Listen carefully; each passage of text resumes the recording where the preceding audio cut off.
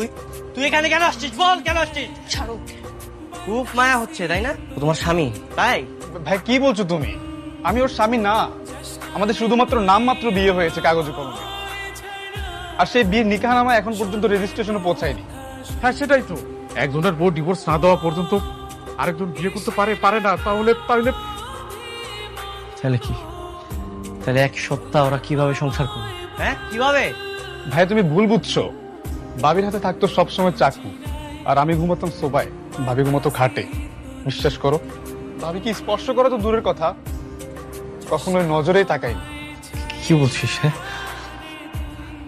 বৃষ্টি, বৃষ্টি আমার আমার ভুল হয়ে গেছে। বৃষ্টি আমাকে ক্ষমা করে দাও বৃষ্টি, প্লিজ। তোমাকে যদি ক্ষমা নাই করতাম আমি কখন এখানে আসতাম না। ভাইয়া আমার একটা আবদার রাখবে তুমি? বল। আমাকে তোমার ছোট ভাই হিসেবে মেনে নেবে প্লিজ? আমার না বড় ভাই নেই। সে ছোটবেলা থেকে ভাবতাম, ইস আমার যদি একটা বড় ভাই থাকতো।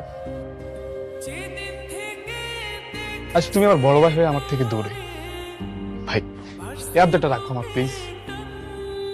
আয় পাগল আয়।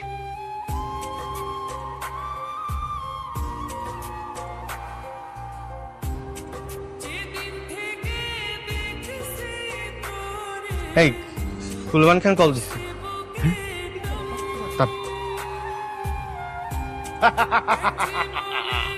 এই ছাগলের বাচ্চা, এই যে দেখ দেখ দেখ দেখ দেখ। মা মা মা এই, এত ম্যা ম্যা করিস কেন? ম্যা ম্যা করে কোনো লাভ নেই ছাগলের বাচ্চা। এখনো সময় আছে। আমার সব সম্পত্তি আমাকে ফেরত দে, তাহলে কিন্তু তোর মা বাঁচবে না। আমি আমি সব করতেছি, আপনি আমার মাকে কিছু করবেন না। মা মা তোমার কিছু হবে না। আমি আসতেছি। মা মা দাঁড়া। মা আপনি প্লিজ প্লিজ প্লিজ আপনি আমার মাকে কিছু করবেন না প্লিজ।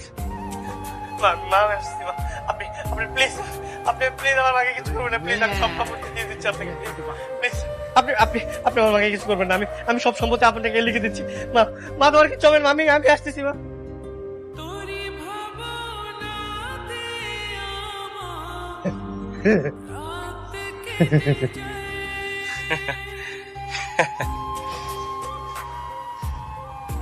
বাবা, বাবা আমাকে বাঁচাও বাবা, ওরা আমাকে মেরে ফেলবে বাবা।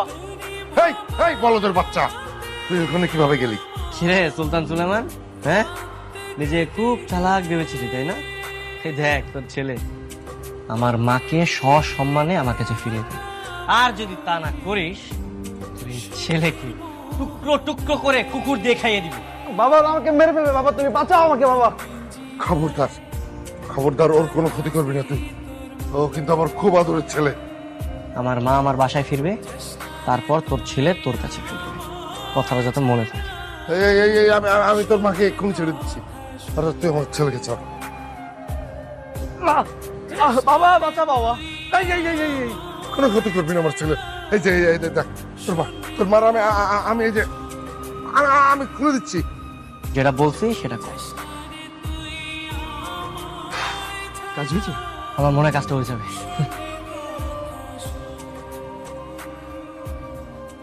যাও যাও যাও। সুলেমান সাহেব, আপনার একটা কথা কই।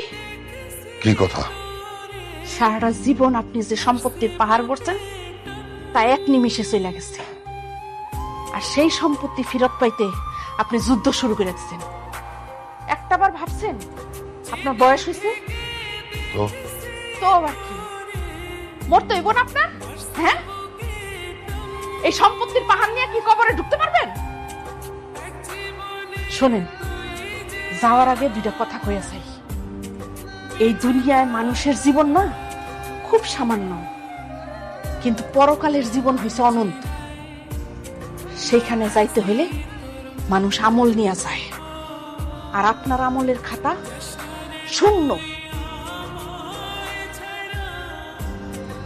আপনার আব্বাই আসছিল আমগো গ্রামের ইমাম সাহেব।